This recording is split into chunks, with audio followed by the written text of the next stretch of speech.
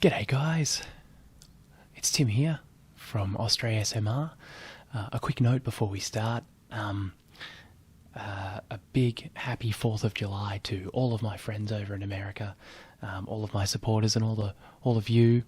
I have to admit I don't actually know too much about Independence Day or the 4th of July, so today we're going to be looking at it. I've sort of gotten a couple of articles, one article, and I've got a book to read, so we're going to go through that together and we're going to learn together. So I'm really excited about this.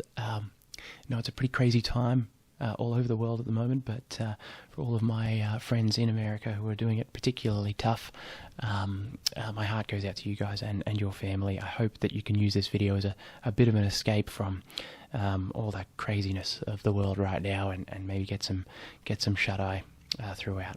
So let's have a look at what we've got today. I'm just going to be reading through this article and learning as we go. So, first things first, I'm going to read a brief summary of what Independence Day is and what it is today, I guess, versus what it used to be, using this article that I found on the History Channel.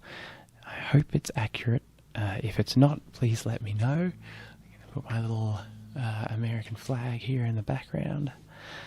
There we go. Alright, let's have a read. The 4th of July, also known as Independence Day or July 4th, has been a federal holiday in the United States since 1941. But the tradition of Independence Day celebrations goes back to the 18th century and the American Revolution. On July 2nd, 1776, the Continental Congress voted in favour of independence, and 2 days later, delegates from the 13 colonies adopted the Declaration of Independence, a historic document drafted by Thomas Jefferson. From 1776 to the present day, July 4th has been celebrated as the birth of American independence, with festivities ranging from fireworks, parades and concerts to more casual family gatherings and barbecues. The 4th of July 2020 is on Saturday, July 4, 2020. I feel like that's sort of redundant. You don't really need to say that the 4th of July will be taking place this July 4. But anyway, let's keep reading. History of Independence Day. When the initial battles in the Revolutionary War broke out in April 1775, few colonists desired complete independence from Great Britain, and those who did were considered radical. By the middle of the following year, however, many more colonists had come to favour independence, thanks to growing hostility against Britain and the spread of revolutionary sentiments, such as those expressed in the best-selling pamphlet Common Sense, published by Thomas Paine in early 1776. On July 7, when the Continental Congress met at the Pennsylvania State House, later Independence Hall, in Philadelphia, the Virginia delegate Richard Henry Lee introduced a motion calling for the colonists' independence. Amid heated debate, Congress postponed the vote on Lee's resolution, but appointed a 5-man committee, including Thomas Jefferson of Virginia, John Adams of Massachusetts, Roger Sherman of Connecticut, Benjamin Franklin of Pennsylvania, and Robert R. Livingston of New York, to draft a formal statement justifying the break with Great Britain. I've got a little did you know fact here. Did you know John Adams believed that July 2nd was the correct date on which to celebrate the birth of American independence, and would reportedly turn down invitations to appear at July 4th events in protest. Adams and Thomas Jefferson both died on July 4, 1826, the 50th anniversary of the adoption of the Declaration of Independence. On July 2nd, the Continental Congress voted in favour of Lee's resolution for independence, and in a near unanimous vote, the New York delegation abstained, but later voted affirmatively. On that day, John Adams wrote to his wife Abigail that July 2 will be celebrated by succeeding generations as a great anniversary festival, and that the celebration should include pomp and parade, games, sports, guns, bells, bonfires, and illuminations from one end of this continent to the other.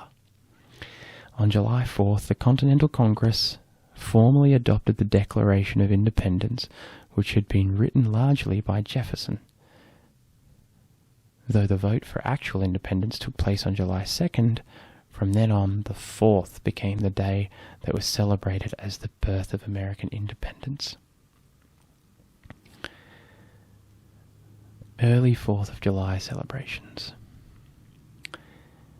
In the pre-revolutionary years, colonists had held annual celebrations of the King's birthday, which traditionally included the ringing of bells, bonfires, processions, and speech-making. By contrast, during the summer of 1776, some colonists celebrated the birth of independence by holding mock funerals for King George III, as a way of symbolizing the end of the monarchy's hold on America and the triumph of liberty. Festivities including concerts, bonfires, parades, and the firing of cannons and muskets usually accompanied the first public readings of the Declaration of Independence, beginning immediately after its adoption. Philadelphia held the first annual commemoration of independence on July 4, 1777, while Congress was still occupied with the ongoing war. George Washington issued double rations of rum to all his soldiers to mark the anniversary. Can everyone still see that? I hope you can. To mark the anniversary of independence in 1778. And in 1781, several months before the key American victory at the Battle of Yorktown, Massachusetts became the first state to make July 4th an official state holiday.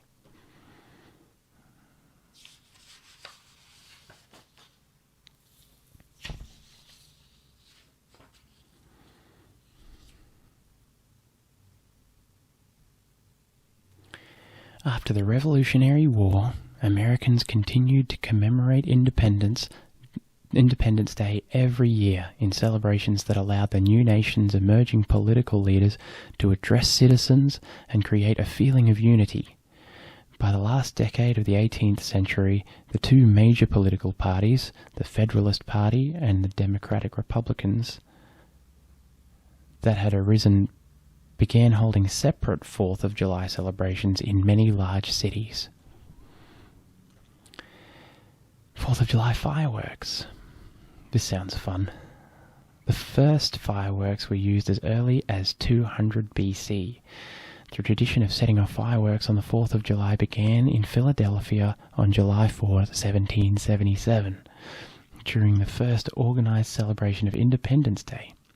Ship's cannon fired a 13-gun salute in honor of the 13 colonies.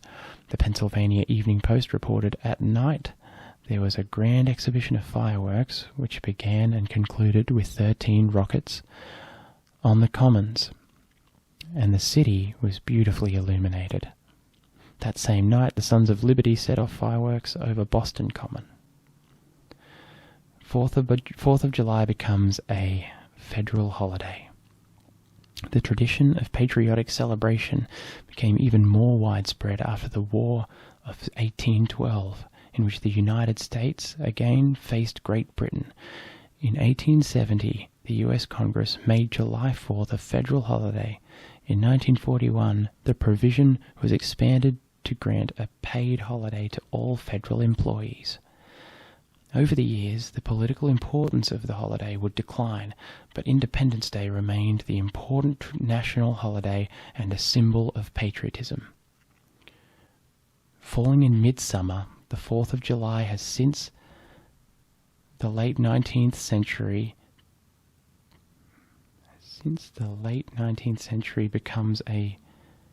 become a major focus of leisure activities and a common occasion for family get-togethers, often involving fireworks and outdoor barbecues.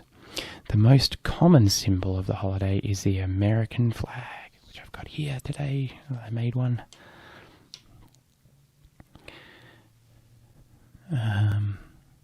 And a common musical accompaniment, the Star-Spangled Banner, the national anthem of the United States. So that's it for this article, I believe. It's there was a photo gallery of the founding fathers there as well. Cool. So there's a little bit about all that sort of thing.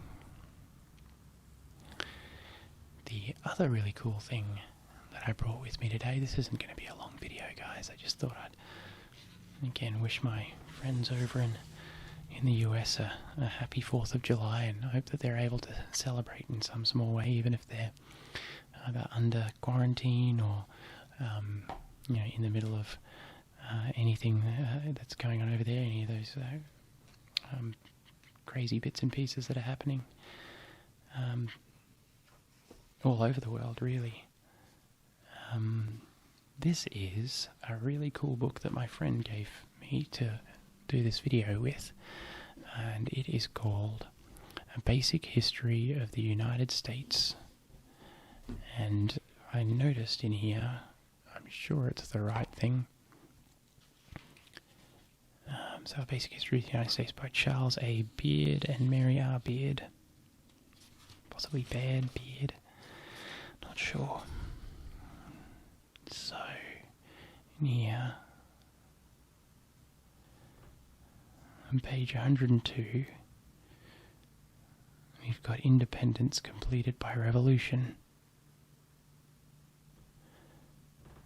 I guess that's it. Let's have a look at page 102. The cool thing about this book is that, though it was my friend's, he bought it at a second-hand shop because he's a bit of a book collector. And it's got all these cool little scribbled notes and things and underlined bits that obviously meant something to the first person who owned this. So I figured I might just go through and look at some of these keynotes and read out what they are. So I might start with the first paragraph. In the spring of 1774, a cry went up in the colonies for united action and for a general congress to assure such action. The Assembly of Virginia, still meeting, if irregularly, in spite of the royal governor's prohibitive orders, expressed sympathy with Massachusetts and favoured combined efforts in resistance to British policies and measures. Encouraged by reports from various sources, the Assembly of Massachusetts, under the leadership of Samuel Adams, resolved that a Continental Congress was highly expedient, and indeed necessary, to deliberate and determine upon wise and proper steps to be taken in recovering the rights of Americans and restoring harmony with Great Britain. As proof of its intransigence, it appointed delegates to attend such a Congress on the 1st of the coming September. In line with the action of Massachusetts, other colonies chose representatives, and on September 5, the First Continental Congress met at Philadelphia in 1774. Is what my little note here from my friend says. Not my friend, it's from my friend who wrote in this book at some stage. Let's skip ahead to see what they're talking about over here. Second, while promising to support Massachusetts in her struggle against Great Britain, the Continental Congress drew up an address to King George III and another to the people of England and to the inhabitants of British America, in which it respectfully presented American grievances and called for the restoration of American rights. A third expedient, approved by the Continental Congress, went beyond words into action. That was a decision to stop the importation of British goods into the colonies until a redress of grievances could be obtained.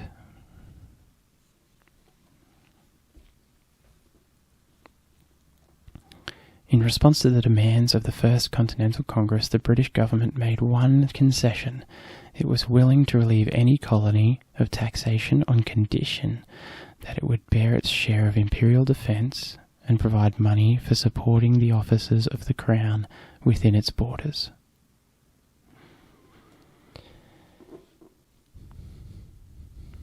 It was in the fulfilment of this duty that General Gage in Boston dispatched a small force of soldiers towards Lexington and Concord in April 1775 for the purpose, among other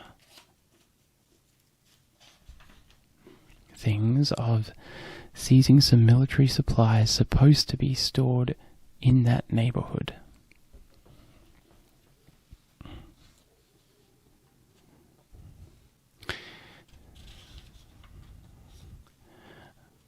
I think I'll be here for a few hours if I was to read this whole thing.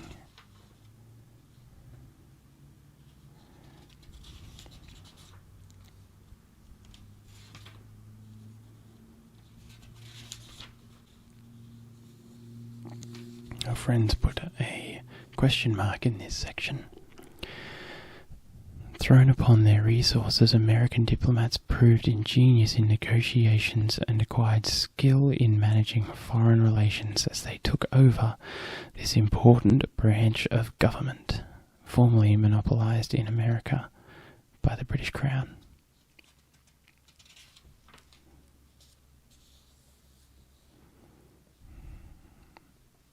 I wonder what our friend was doing with this book, what he or she was studying, or what they were looking for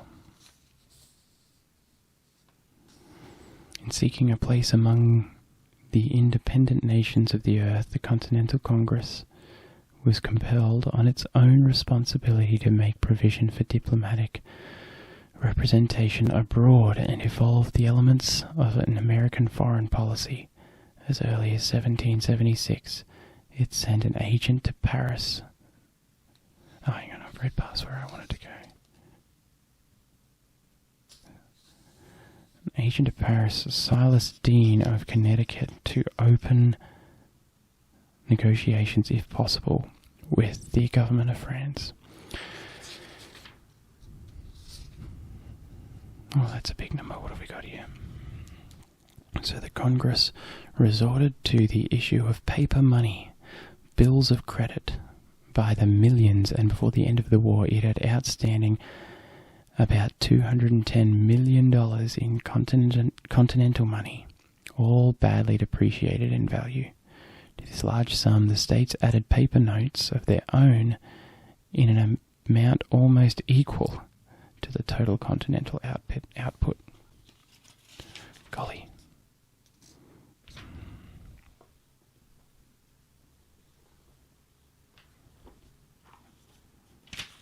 It's a cool little book, though.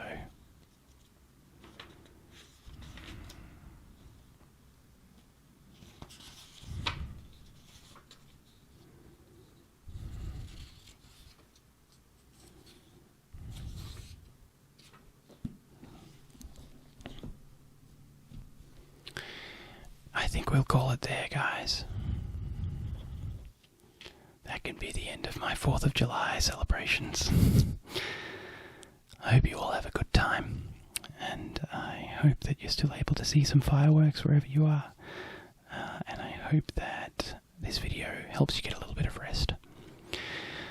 Until next time, see you later.